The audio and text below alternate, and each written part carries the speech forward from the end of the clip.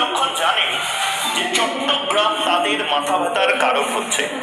বাংলাদেশে যারা চিৎকার করছিলেন, কিছু উচ্ছৃঙ্খল তারা চিৎকার করে বলছিলেন আমরা সেভেন সিস্টার রিপাবলিক বাংলার পাগলামি বাধ্যতা দেখছেন বা বিলক্ষণ বুঝতে পারছেন সেভেন সিস্টার নিয়ত পরের ব্যাপার। থ্রি সিস্টার অর্থাৎ তিনটে সিস্টার বাংলাদেশের না ভারতে চলে যায় বা একটা আলাদা স্বাধীন রাষ্ট্র ঘোষণা করে নিজেদের। কি কি হতে পারে বাংলাদেশে এই মুহূর্তে? গোপন ইন্টেলিজেন্সের যে রিপোর্ট, আমাদের সূত্রের যে খবর, সেই সূত্রের খবর অনুযায়ী যে ছবি এই মুহূর্তে দেখতে পাচ্ছেন, কত মানুষ এই মুহূর্তে দেখুন সেই ছবি, ড্রোনের সেই ছবি আমরা দেখাচ্ছি। অকল্পনীয় দৃশ্য এটা। হিন্দু এবং বৌদ্ধরা প্রত্যেকে বাড়ি থেকে বেরিয়ে এসেছে। এই ছবি এটা গত 4 আগস্টের ছবি। সে দেখাচ্ছে যে হিন্দু এবং বৌদ্ধরা, চট্টগ্রামে হিন্দু বৌদ্ধরা তারা বের হয়ে এসেছে।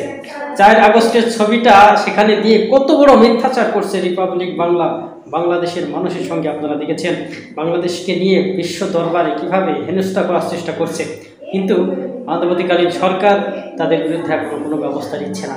একটি বাইরের মিডিয়া বাংলাদেশ সম্পর্কে এমন প্রোপাগান্ডা এবং অস্থিতিশীল পরিবেশ তৈরি করার চেষ্টা করছে। মূলত চট্টগ্রামকে ছিনিয়ে নেওয়ার জন্যই তাদের এই নাটকীয়তা। তারা বলছে বাংলাদেশ থেকে ইন্টেলিজেন্সের খবর আছে। কিসের সেই ইন্টেলিজেন্স? তাদের সেই ইন্টেলিজেন্স হচ্ছে রয়ের ইন্টেলিজেন্স আর কি।